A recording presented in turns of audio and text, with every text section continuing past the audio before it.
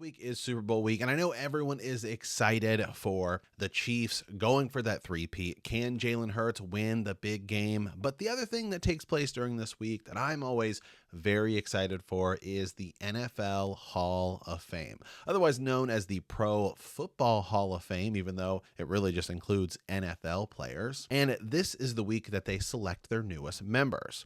And there's certainly one player whose career has been up for debate ever since he, even before he retired, and that's Eli Manning. So the question we're going to look at today is Eli Manning a Hall of Famer? Now, first and foremost, I will go ahead and say yes. I believe he is, and I also think he shouldn't have to wait. We don't need Eli to have to prove it by waiting a year. Sometimes they do that because they don't want somebody to be a first ballot Hall of Famer, as if that's really any indicator to their career. But I believe he will get in. I believe he should get in, and we're about to dive into it. So let's go ahead and take a look at Eli Manning's stats. 117 wins, 117 losses, 57,023 passing yards, 366 touchdowns to 244 interceptions. And, he did have a little bit of rushing yards, 567 and 7 TDs. So that doesn't really help him. He has 4 Pro Bowls and 2 Super Bowl rings, as well as a 2-time Super Bowl MVP. When you start going down the list and you begin to look at every metric that Eli Manning has, I believe he should be a Hall of Famer. Slam dunk, no question. By every metric that exists, Eli Manning belongs in the Hall of Fame. Almost every quarterback in the Hall of Fame has at least 100 wins. Eli has 117.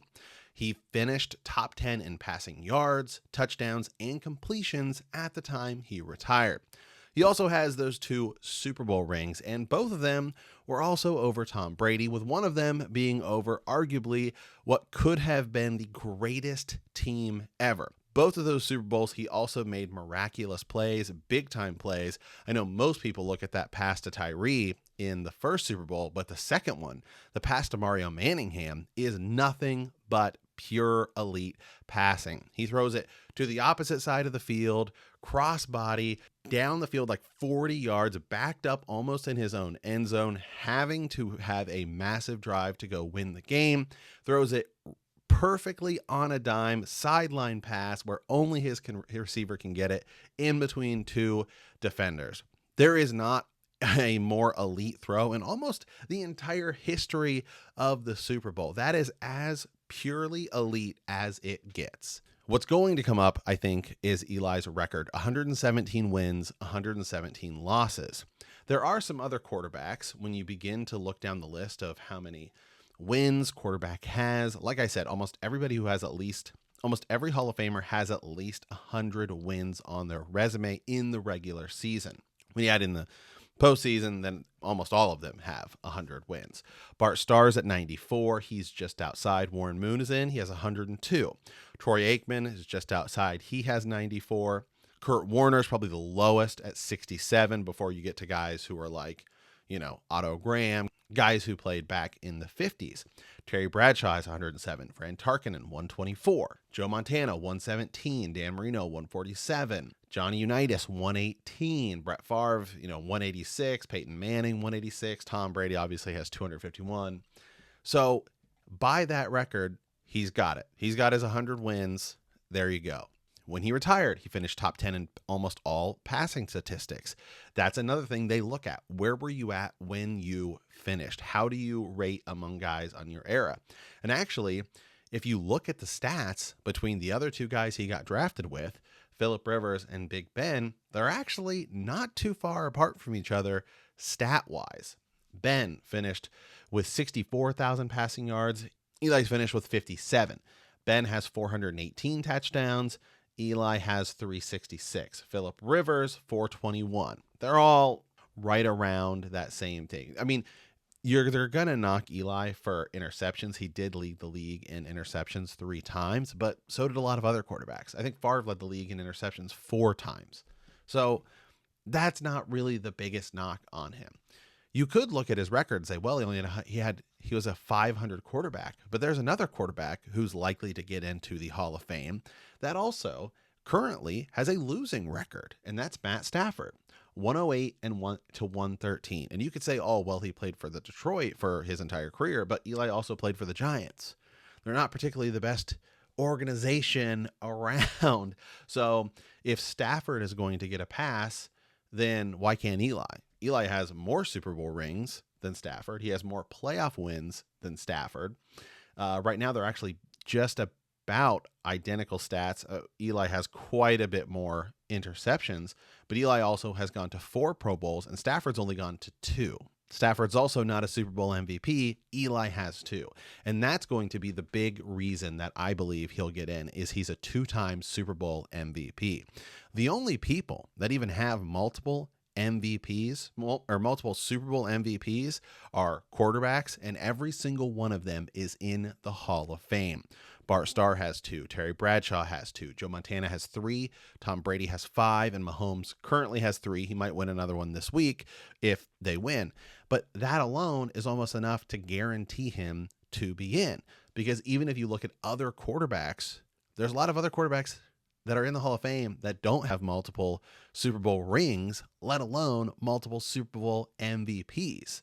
Peyton Manning only has 1. Rodgers has 1. Big Ben has 0. Troy Aikman only has 1. Kurt Warner only has 1. So, Flacco's another guy who has 1. I don't think he's going to get in the Hall of Fame. Roger Staubach only has 1. So Eli is in a very elite group of people who have multiple Super Bowl rings, and everybody else, or multiple Super Bowl MVPs, and every single one of those other people is in the Hall of Fame. Eli is also an Iron Man. 210 consecutive starts, 2 more than his brother Peyton Manning, by the way.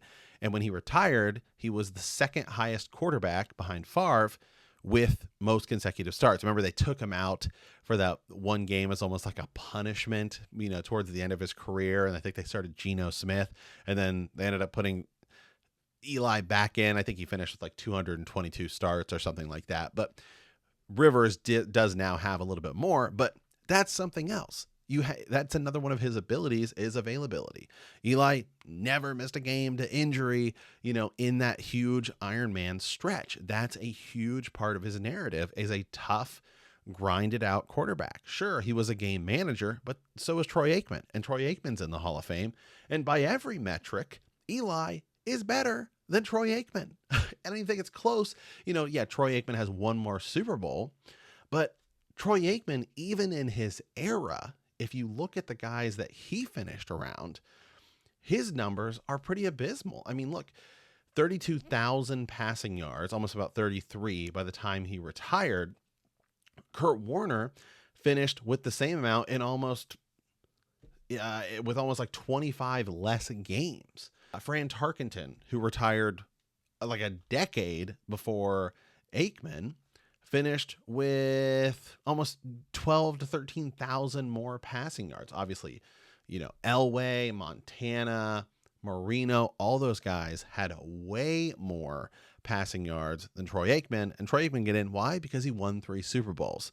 And maybe that's the cutoff. Maybe that's what they'll say, is 3 is just that much better than 2.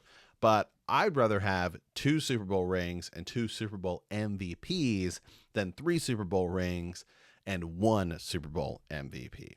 Okay, the other part of this, which I touched on a little bit, is the narrative. That's another thing that the Hall of Fame voters look for. They look at that narrative of, is there a story around you? Now, let's talk about the teams that they beat. It wasn't just that they beat the 17-0 Patriots. They almost also beat them in the week before. So they got to have that opportunity to go slay the dragon that they almost defeated earlier.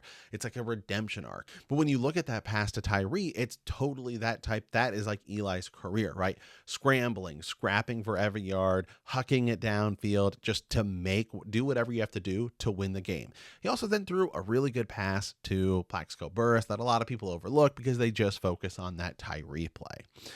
Then, like I already talked about, that second one, that pass to Mario Manningham in the second Super Bowl is as elite of a pass as you possibly can get. It is just as good as Big Ben to Santonio Holmes, or, tons of the passes that Brady threw in the Super Bowl. It is as elite of a throw as you possibly can get. And that's another, those are the type of plays that people want to remember. And that'll be another reason why I believe he gets in.